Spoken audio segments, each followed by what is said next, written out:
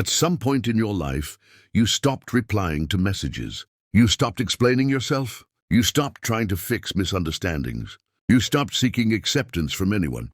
It was not a sudden decision, and it was not born out of strength as you like to believe.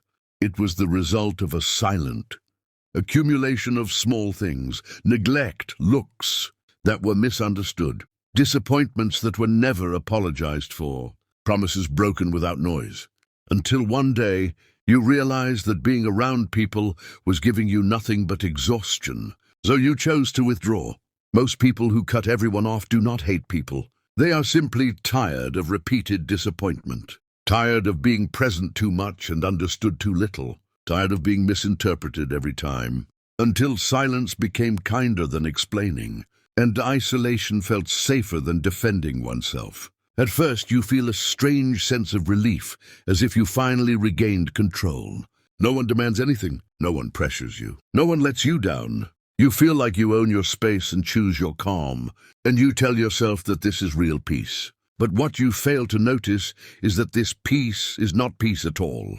It is temporary numbness, because when the mind escapes pain, it does not heal it, it only postpones it. The human mind is very clever at justifying withdrawal. It tells you that you are different, that people do not match your level of awareness, that most people are shallow, and that you are too deep to be understood. And right here, the most dangerous phase begins. When the wound becomes an identity, isolation becomes a philosophy, and self-defense turns into conviction. The truth is that many people who cut everyone off never learned how to set boundaries while staying in relationships. They never learned how to say no without guilt, or how to confront without fear of loss.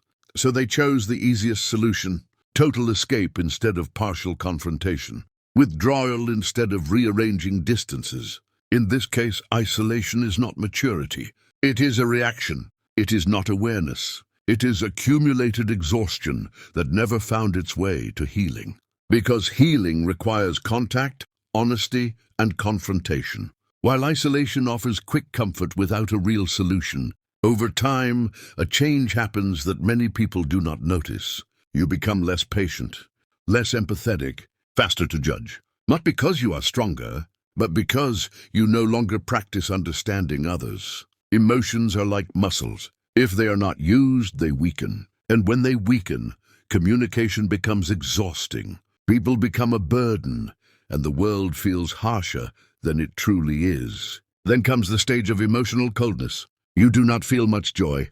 You do not feel much sadness. You do not get attached. You do not care deeply. You interpret this as balance, while deep down, it is a gradual disconnection from life itself. Because humans are not meant to be completely isolated, nor meant to dissolve into everyone. They are meant to consciously choose who gets close and who stays distant. The frightening truth that is rarely spoken is that some people who cut everyone off are not afraid of people.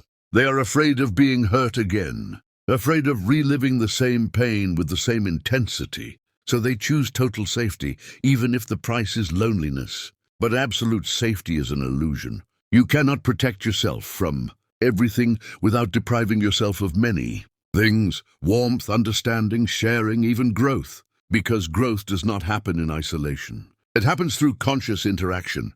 Isolation becomes dangerous when it shifts from a temporary choice to a permanent refuge. When it becomes the only way you know how to protect yourself. When returning to people no longer feels like an option, but a threat. At that point, isolation is no longer strength. It is a silent warning.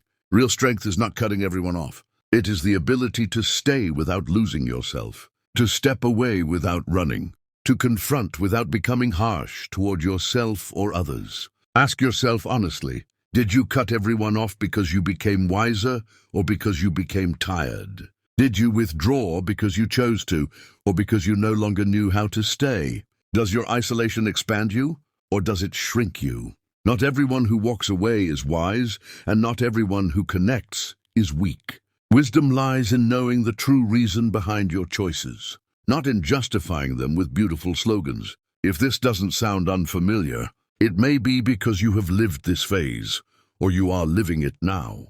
And perhaps you have realized that isolation is not the end of the road, but a phase that needs to be understood, not glorified. In the end, remember this: the harshest prisons are not the ones locked by doors, but the ones locked by thoughts. And the most dangerous isolation is the one that convinces you it is your only option.